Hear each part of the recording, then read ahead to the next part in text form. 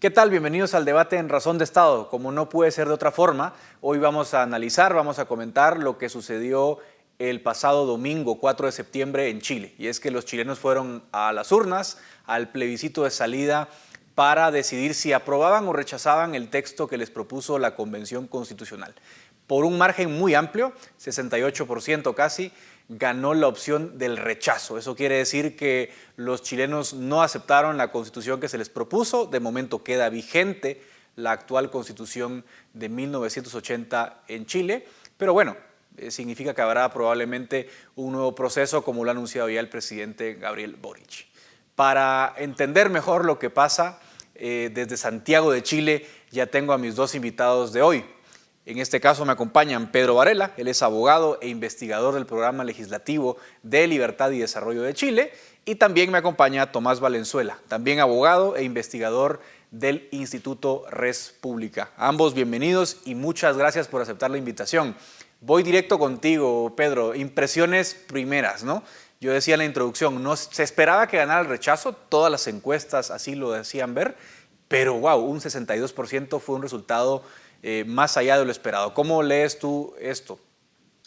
Así es, bueno, en primer lugar, muchas gracias por la invitación. Y en realidad, bueno, como tú bien decías, efectivamente fue un resultado sorprendente. El rechazo, si bien venía imponiéndose en la encuesta, no con la holgura que vimos que fue el resultado finalmente, en donde más de un 60% de la ciudadanía le dice que no a esta propuesta constitucional, lo cual además es sumamente relevante destacarse en un contexto de voto obligatorio, cuando no teníamos voto obligatorio hace ya varios años, lo cual hace que la participación electoral aumente de manera realmente sorprendente, donde más de un 86% del padrón electoral habilitado concurre a las urnas a votar. Entonces, efectivamente, se levanta una voz muy transversal, muy potente, no solo por la mayoría y por la diferencia grande que existe entre ambas opciones, sino que por la cantidad de gente que expresa dicha mayoría. Entonces, de todas maneras, yo creo que es una señal importantísima decirle no a esta propuesta constitucional, pero también de cierta manera e inevitablemente se entrelaza con el destino político que está en el país actualmente en manos del gobierno del presidente Boric, porque como ustedes podrán saber, están bastante atados tanto las coaliciones gobernantes del gobierno como la que estuvo predominando en la convención, así que es una señal política relevante que se puede interpretar y medir desde distintas aristas en cuanto al impacto que puede tener, ¿no? Claro, y como dice Pedro, Tomás, 78% de los encuestados, yo leía una encuesta Pulso Ciudadano, decía estaban muy interesados en el proceso. Por supuesto, el voto obligatorio hizo que 13 millones de los 15 habilitados hayan ido a las urnas, pero el interés era grande, existía. Y también, Tomás, como vemos en las encuestas, Boric creo que tiene una aprobación cercana al 37%, que es casi el mismo número en porcentaje que vota por el rechazo. También es un golpe duro para el gobierno de Boric, ¿no?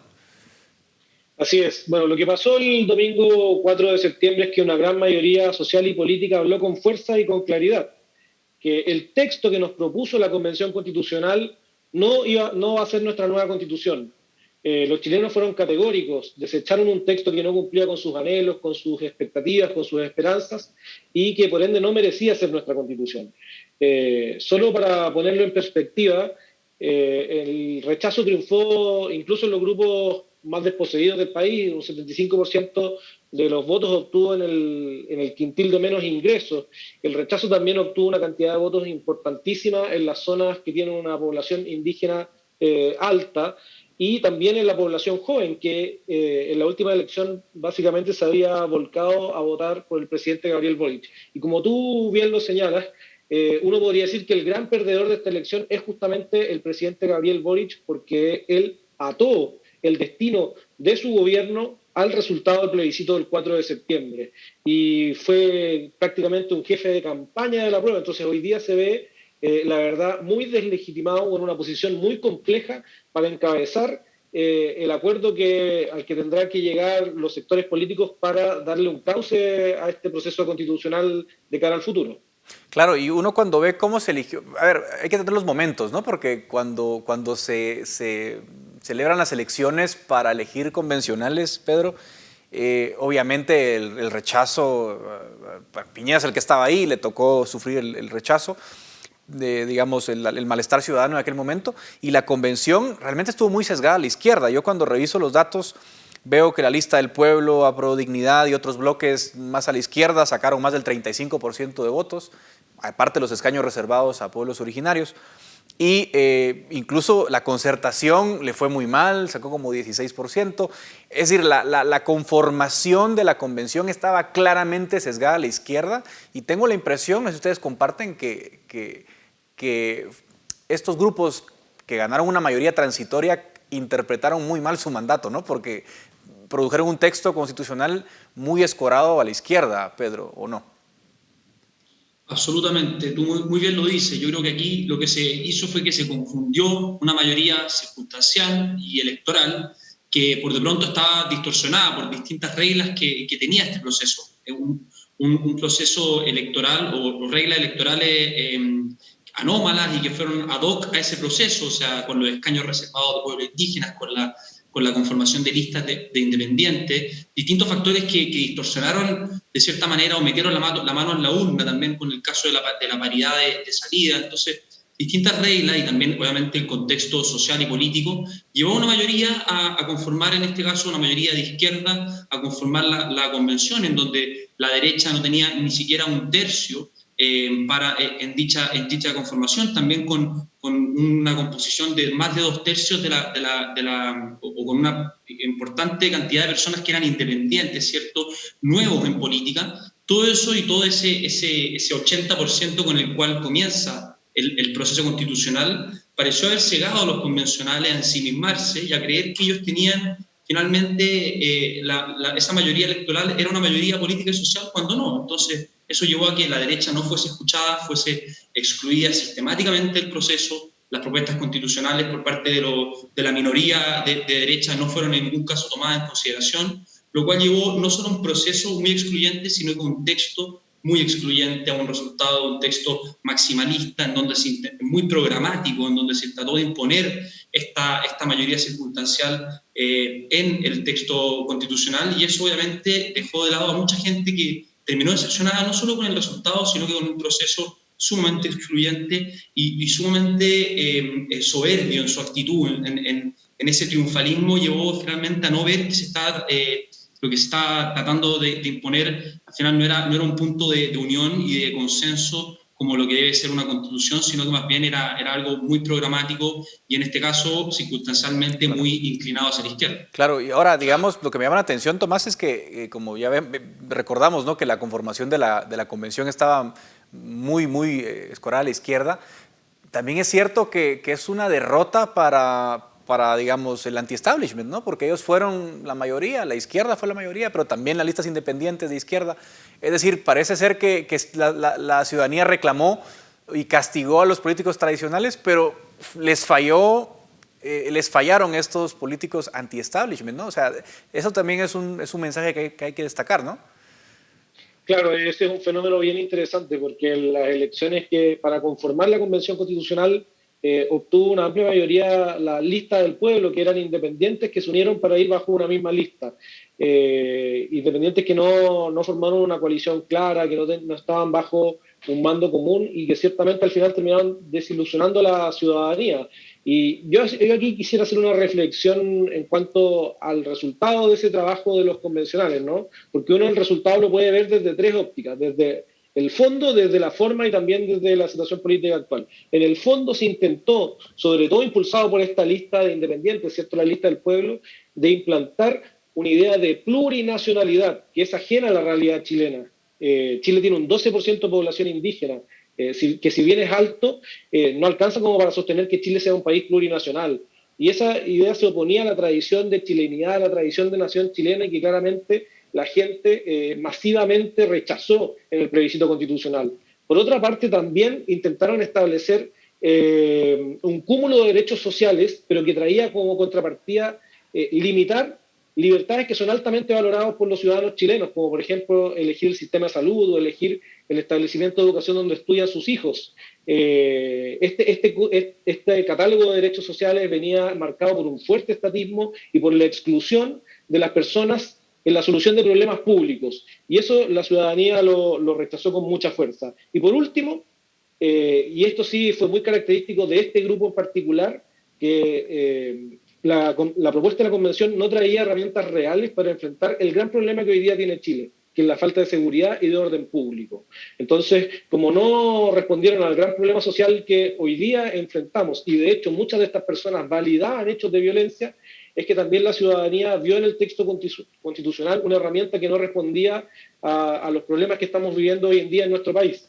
Ahora, veamos hacia el futuro. El presidente Boric dijo, bueno, obviamente pone en manos del Congreso, porque él no lo puede hacer, pero pone en manos del Congreso y un nuevo proceso, ¿sí? Yo creo que la reforma constitucional para hacer todo este proceso supuso que iba a ganar el apruebo. Esa era la idea en 2020, no ganó.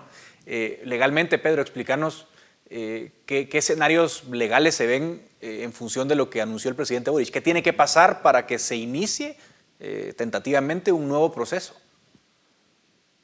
Bueno, primero destacar que legalmente, efectivamente, como tú bien señalas, no se previó este escenario. Entonces, o sea, si bien se previó, nadie lo veía muy factible.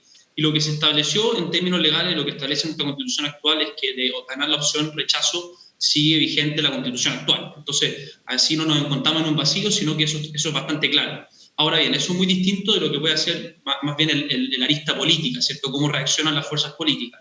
Tenemos que recordar que el rechazo es una fuerza más transversal a la del apruebo, en donde se plegaron no solo fuerzas de la derecha y la centro-derecha, sino que también de la centro-izquierda, quienes estuvieron por esta opción. Y también hay un compromiso político que subyace al rechazo, en este caso, en donde los tres principales partidos de centro-derecha, que son Renovación Nacional, la UDI y Evópoli, sin contar en este caso el Partido Republicano, pero esos tres que son los más tradicionales, por así decirlo, se comprometen antes del plebiscito con un nuevo proceso constitucional y con ciertos puntos a ser discutido en dicho proceso. Entonces, ahí los partidos tradicionales de centro-derecha, de cierta manera, ya están honrando ese compromiso. Ayer concurrieron al Palacio de Gobierno para manifestarle al presidente su disposición de continuar con el proceso, y ahora, como tú bien señalas, es el Congreso quien tiene la facultad, en este caso, de reformar la Constitución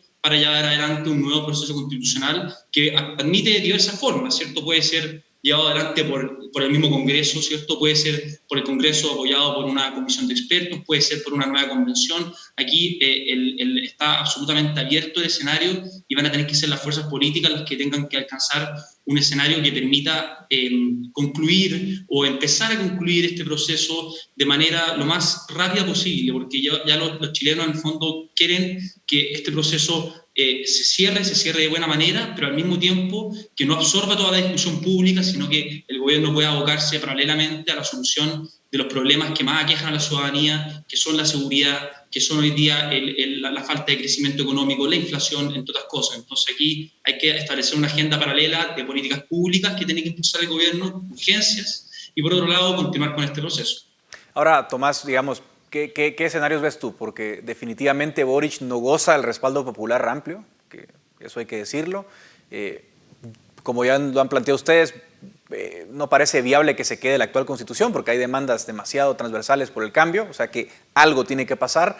¿Qué escenarios ves tú, Tomás? O sea, ¿qué crees que va a pasar? ¿Cómo van a plantear esa hoja de ruta de reforma? Y más o menos, te lo pido un poco más en proyección, ¿de cuánto tiempo estamos hablando para que se pongan de acuerdo las élites políticas? Sí, mira, o sea, como decía Pedro, el Poder Constituyente volvió al Congreso Nacional y hay una nueva correlación de fuerzas. La derecha es la gran ganadora del plebiscito.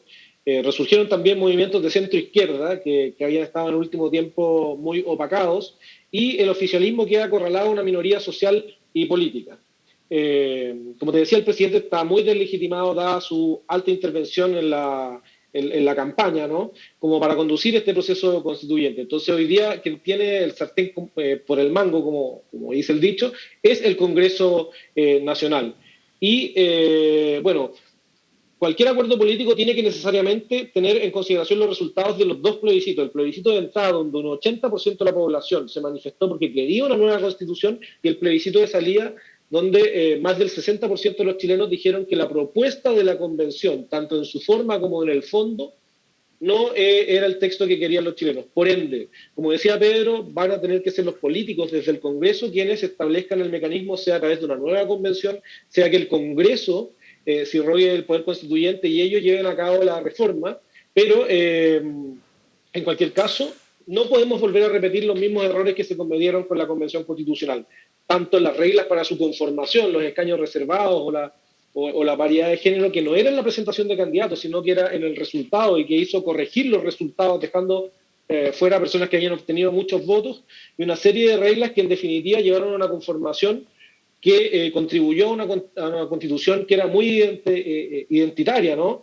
Y que estableció privilegios para ciertos grupos en desmedro del resto de la población. Y eso en parte explica el rechazo de la ciudadanía. Entonces, ¿qué es lo que viene?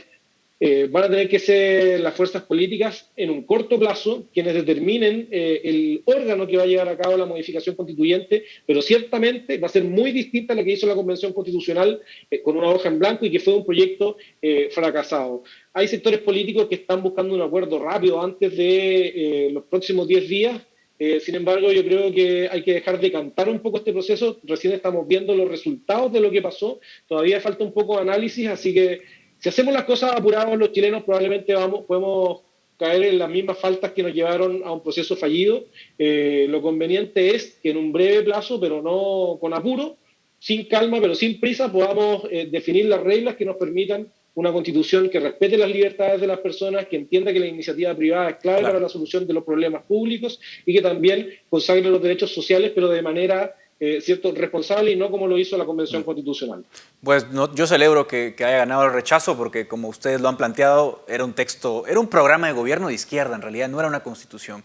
Y ojalá que ahora Chile reconduzca el rumbo, encuentre la fórmula adecuada y regresemos a las bases. Una constitución es un documento en el que todos tienen que estar de acuerdo, no una facción política concreta. Ojalá ahora la derecha tome la batuta, haga un esfuerzo viable para reconducir el país en el buen rumbo y ojalá aprendan de los errores también que cometió la Convención, de no tampoco plantear un texto maximalista como lo hicieron ellos.